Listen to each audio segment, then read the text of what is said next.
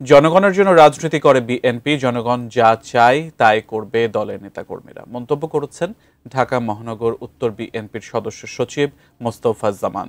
শনিবার বিকেলে রাজধানীর উত্তরায় খালপাড় এলাকায় ঢাকা মহানগর উত্তরের অন্তর্গত ৫১, ৫২, ৫৩, ৫৪ নং ওয়ার্ড ঢাকা ১৮ আসনে বহাল থাকার সমাবেশে প্রধান অতিথির বক্তব্যে তিনি কথা বলেন। জামান বলেন, তারেক রহমান বলেছেন প্রান্তিক জনগণের কাছে যেতে হবে, জনগণ যেটা চায় সেটাই হবে। ঢাকা মহানগর বিএনপির সদস্য সচিব হিসেবে ঢাকা ১৮ আসন কোনো কিছু নড়চড় হতে না দেওয়ার প্রত্যয় জানান তিনি। সরকারের মধ্যে একটি শক্তি চেয়েছিল বিএনপির মাঝে বিভ্রান্তি সৃষ্টি করতে। দলের প্রতিটি নেতাকর্মী সকল ব্যক্তিকে দেখিয়ে দিতে চায় যে তারেক রহমানের নেতৃত্বে ঐক্যবদ্ধ রয়েছে সবাই। আমাদের শরীরে রক্ত থাকতে আমরা কোন অবস্থাতেই এই ঢাকা ১৮ আসনের একটি পাঁচকে আমরা অন্যত্র সরিয়ে দিতে পারবো না, করবো না। আপনারা শুধু সতর্ক থাকবেন। এই যে আজকে স্বল্প নোটিশে হাজার হাজার লোক এসেছে, না মাত্র রাখতে বলছি, আমরা একটা প্রোগ্রাম করতে চাই। আমরা স্বল্প নোটিশ দিয়েছি, স্বল্প সময়ের ব্যবধানে হাজার হাজার লোক হয়েছে। আর আমরা যদি পাবলিসিটি করি, আমি মনে করি লক্ষ লক্ষ লোকের ঢল নামবে প্রতিবাদে। আমাদের আজকে কোনো প্রতিবাদ সমাবেশ না, আমরা এখন পর্যন্ত ঢাকা ১৮ আসন থেকে এই ৪টা ওয়ার্ডে এখনো যাই নাই। যাওয়ার জন্য দু একজন, সব জায়গায় তো নবী রাসূলের জন্য মুনাফিক ছিল, আমাদের সময় তো একটা মুনাফিক থাকতে পারে, দু একটা মুনাফিকের চেষ্টা করছে, কিন্তু লক্ষ লক্ষ জনগণ আমাদের সঙ্গে আছে। আপনারা বিশ্বাস করেন, এই জনগণের বাইরে একটা কাজও হবে না ইনশাল্লাহ, একটা সিদ্ধান্ত হবে না জনগণকে ছাড়া। আমার পার্টির আহ্বায়ক আমিনুল হক সাহেব গতকাল আমাকে গুলশান যাওয়ার জন্য বলেছিল, বলছে মোস্তফা ভাই, একটা চক্র ভোলা পানিতে মাছ শিকারের চেষ্টা করতেছে। যারা গাদ্দারি করে, গাদ্দারি পার্টি, তারা সকালে বলে একটা, বিকালে বলে আরেকটা। তারা আমাদের উপর ব্রেন দেওয়ার চেষ্টা করতেছে। আমরা কেন আমাদের রডটাকে অন্যত্র আমরা দিয়ে দেবো? এটা কেন করতে পারি? আমরা কোন অবস্থায় এসব করতে পারি না। আমিনুল হক ভাই বলছে, যান গিয়া বড় সমাবেশ করেন, আমাদের অবস্থান জনগণের কাছে পৌঁছে দেন। আমরা জনগণের পাশে আছি, জনগণের কাতারে থাকতে চাই, আমরা জনগণকে নিয়ে দেশ পরিচালনা করতে চাই। বিগত সরকারের কিছু আমরা যারা আমলি করে শয়তানগুলো আছে না কিছু, তারা এখনো প্রশাসনে আছে, তারা একটা রিউমার ছড়াইছে যাতে আমাদের মধ্যে দুইটা ভাগ হয়ে যায়। আমরা এগুলো বুঝি, আমরা কোনো রিউমারে বিশ্বাস করি না, আমরা বাস্তবায়নে বিশ্বাস করি। আমরা বিশ্বাস করি ইনশাআল্লাহ আপনাদের ১৮ আসন আপনাদেরই থাকবে ইনশাআল্লাহ। বন্ধুগণ, আজকে আমি এবং আমাদের আহ্বায়ক আমিনুল হক সাহেব একসাথে আমরা রাজারবাগ পুলিশ লাইনে মিটিং করছি। আমাকে বলছে, মোস্তফা ভাই গিয়া জনগণকে আশ্বস্ত করেন, আমিও যত ধরনের সাহায্য সহযোগিতা লাগবো আমি করবো। ঢাকা ১৮ আসন যদি আমার মধ্যে চলে আসে, আমার তো বোঝা একটা লোড বেড়ে দেবো। উনিও এটা বোঝা হিসেবে চিন্তা করতেছে, কেউ কারো ঘাড়ে অতিরিক্ত বোঝা চাপাইতে চায় না। উনি আমাদের পাশে আছে, আমাদের পার্টি আপনাদের সঙ্গে আছে। আমরা প্রয়োজনে তারেক রহমান সাহেবের সাথে কথা বলবো। কোন অবস্থাতে ঢাকা ১৮ আসনকে আমরা বিরক্ত করতে দিব না ইনশাল্লাহ। আপনারা সজাগ থাকবেন। আপনার ঐক্যবদ্ধ থাকার কারণে দীর্ঘ ৭০ বছর আমরা আন্দোলন সংগ্রাম করেছি।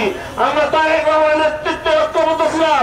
এই তারেক রহমানের নেতৃত্বের কারণে আমরা ঐক্যবদ্ধ থাকার কারণে শেখ হাসিনাকে কিন্তু আমরা বিদায় করেছি। আমরা যদি ঐক্যবদ্ধ হয়ে থাকি, কোন অপশক্তি, কোন ষড়যন্ত্রকারী, কোন ডাউট বাটপার কোন অবস্থাতে আমাদের এই ৪টা ওয়ার্ড এই এলাকা থেকে বিচ্ছিন্ন করে অন্যত্র নেওয়ার সুযোগ পাবে না। বন্ধুরা আমার, আপনারা এক থাকবেন। আমরা যারা দেশের শত্রু, ঐতিহাসিক শত্রু, পশ্চিমের শত্রু, এরা কিন্তু প্রকাশ্যে আসতে পারবে না, এরা গোপনে ষড়যন্ত্র করে যাবে। আর আপনারা প্রকাশ্যে আসছেন, আপনারা প্রকাশ্যে এসে বলতেছেন, তারা এসে বিরক্ত প্রকাশ্যে এসে আমরা চাই না, কিন্তু এমন কোন একটা লোক পাবেন না। কিন্তু প্রকাশ্যে এসে বলবে আমরা ঢাকা ১৮ আসন থেকে ৪টা ওয়ার্ড নিয়ে যেতে চাই, এরকম কোন সাহসী লোক আছে এখানে? নাই। ওরা হচ্ছে গোপন শত্রু, ওরা ষড়যন্ত্রকারী, ওরা রাতের আধারে কাজ করে। শেখ হাসিনা দিনের পর রাতে দিত, রাতের আধারে কাজ করছে। আজকে যারা এইসব কাজ করতে চায়, এরা শেখ হাসিনার অনুচর, শেখ হাসিনার লোক। তারা রাতের আধারে ষড়যন্ত্র করার মাধ্যমে এই ঢাকা ১৮ আসন থেকে ৪টা ওয়ার্ড বিচ্ছিন্ন করে অন্যত্র নিয়ে যেতে চায়। এরা হচ্ছে ষড়যন্ত্রকারী। আর প্রশাসনও কিছু ষড়যন্ত্রকারী আছে, আমাদের তারা আছে, তারা চাইতেছে আমাদের মধ্যে লাগাই দিতে। আমরা কোন অবস্থায় তাদের পাতা ফাঁদে পা দিব না ইনশাআল্লাহ। আমরা আমাদের তারেক রহমানের নেতৃত্বে ঐক্যবদ্ধ আছি। আমি এবং আমির হক সাহেব এবং আমাদের ঢাকা মহানগরের পুরো টিম আমরা ঐক্যবদ্ধ আছি। আমরা চাই জনগণ যেভাবে চাই, আমরা জনগণকে নিয়ে এগিয়ে যেতে চাই। আমরা সুন্দর একটা ঢাকা শহর গড়তে চাই। আমরা যেখানে থাকবো না কোনো অন্যায় অবিচার, আমরা সকলকে নিয়ে সকলের মতামতের ভিত্তিতে ঢাকা শহর গড়তে চাই, ঢাকা উত্তরা গঠন করতে চাই, ঢাকা 18 আসন করতে চাই। যেখানে থাকবে না কোনো চাঁদাবাজি, কোনো অন্যায়, কোনো জুলুম, একজনের অপরাধে আরেকজনকে হ্যারেস করা যাবে না।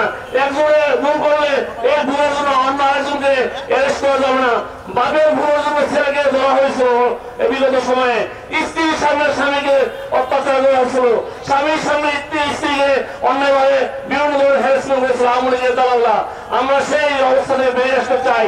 আমরা চাই এই দেশের সকল জনগণকে নিয়ে আমরা একটা সুন্দর সমাজ গড়তে চাই। আপনারা যারা আহত থাকবে, আপনারা আমার জন্য দোয়া করবেন, আমার বডি কফিল সেগুন আফাজ এবং যারা আছে প্রকাশ আমাদের সবার জন্য দোয়া করবেন, আমিরুল হক সবার জন্য দোয়া করবেন। আমরা যেন আপনাদের পাশে থেকে আপনাদের প্রয়োজনীয় কাজগুলো করতে চাই। আমার পার্টির ভারপ্রাপ্ত চেয়ারম্যান তারেক রহমানের জন্য দোয়া করবেন, শহীদ রাষ্ট্রপতি জিয়াউর রহমানের জন্য দোয়া করবেন, আমার নেত্রী খালেদা জিয়ার জন্য দোয়া করবেন। তারেক রহমান যেন দেশে এসে এদেশের সকল মানুষের সকল জিয়াউর রহমানের অপূর্ণ কাজগুলো, আমাদের নেত্রী বেগম খালেদা জিয়ার অপূর্ণ কাজগুলো যেন আমরা করতে পারি। এই জন্য আমাদের জন্য দোয়া করবেন। এই এলাকায় বেরিবাদ ছিল না, যখন বন্যায় ডুবে গিয়েছিল, এই খালেদা জিয়ার নেতৃত্বে যখন সরকার আসছে, এই ঢাকা শহরকে বন্যা থেকে রক্ষা করেছে বিএনপি। এই এলাকায় হাজার হাজার শত শত রাস্তা করেছে বিএনপি। কোন রাস্তাঘাট হয়েছে 7 বছরে দেশের মানুষের পক্ষে কোনো কাজ করে নাই।